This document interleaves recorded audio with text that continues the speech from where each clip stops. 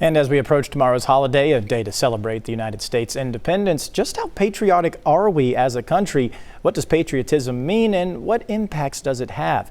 Our reporter Brian Abel is live in Washington now, taking a look at those questions for us today. Hey, Brian.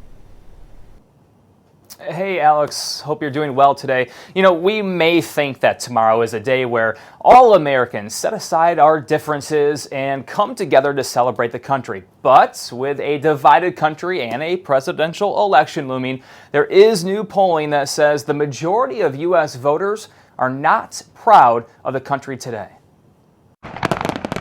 The 4th of July fireworks bursting high in the air, a symbol of celebration for the United States of America, and so often accompanied by the broad stripes and bright stars of U.S. pride. But 248 years since U.S. independence, many Americans aren't feeling patriotic. Patriotism is defined really broadly as feeling pride or love for one's country. A Fox News poll out this week shows a majority of voters in the U.S. are not proud of the country today. And American Studies professor Elizabeth Anker says much of how people feel has to do with our politics. For instance, in the Democratic Party, do you feel that the government is in the service of helping citizens?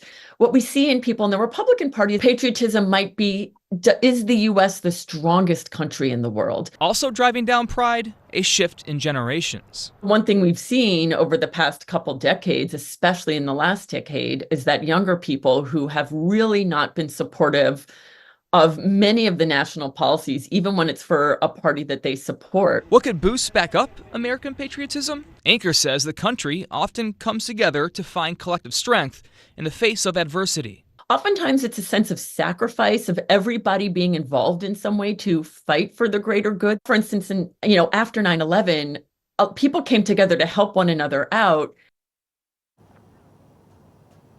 And Anker does tell me that there was a brief rise in patriotism when Barack Obama was elected. But we haven't seen a real sense of pride in over 2 decades, since just after 9/11, Alex.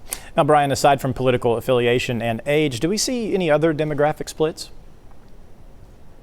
Yeah, we do. According to Professor Anker, she says it breaks down with gender and race as well. Men tend to feel more proud of the United States than women, and she cites access to reproductive care as an example of a reasoning why for that. And she says white people are often significantly more patriotic than those non-white groups. Alex?